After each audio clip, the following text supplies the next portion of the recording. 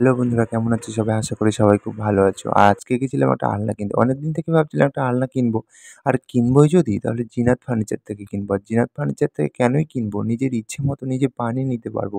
সেইজন্য এবং life time guarantee. সেইজন্যই তো কিনলাম জিনাত ফার্নিচার থেকে। তো সেই ভিডিও আজকে শেয়ার করলাম এবং আমি দেখছিলাম আলনাটা কেমন কি। উনি আমায় বোঝাচ্ছিলেন কিভাবে বানিয়েছে। আমি নিজে উনি আমাকে বানিয়ে দিয়েছে ওনার কারখানা থেকে এবং আপনাদেরকেও রিকমেন্ড করব যদি কিছু কিনতেই হয় তাহলে চলে আসুন জিনাত ফার্নিচার চাম্পাহাটি এবং ওনার মুখেই শুনে নিন। ওনার মালের উপরে ওনার দেওয়া গ্যারান্টি। এই ওনার মুখে এখানটাতে নিন, যে ওনার মুখে ঝাড়াইটা শুনুন। আছে, হ্যাঁ, ওটা তুমি ভেঙে নিয়ে আসো।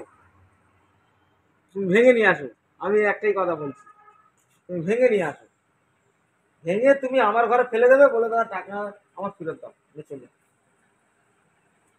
এটা তাহলে 4 ফুট আছে, এটা চওড়াটা 4 ফুট আর লম্বাটা আছে 5 ফুট। 5 ফুট 5 ফুট 5 ফুট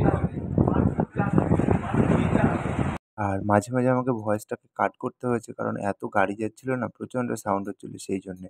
তারপরে আমি ওনাকে জিজ্ঞেস করলাম আলনাটা কতটা চওড়া, কতটা লম্বা আছে? উনি বলছিল, "আমি তো ৫ ফুট ৩ ইঞ্চি, আমার থেকে উঁচু মানে ৫ ফুট ৪ ইঞ্চি হবে। আর চওড়াতে তো ৪ ফুট আছেই।"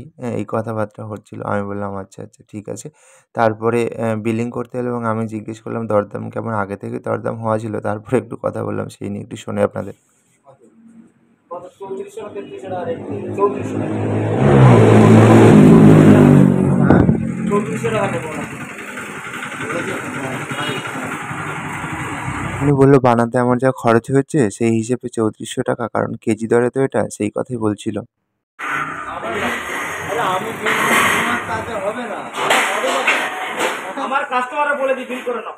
শুনতেই পেলে উনি আমায় বলছিল বিল করতে, কিন্তু আমি বিল করতে রাজি না হওয়ায় উনি শেষমেশ বিল করলো এবং ৩২০০ টাকা ফাইনাল হলো এবং আমি আলনাটা নিয়ে চলে এলাম।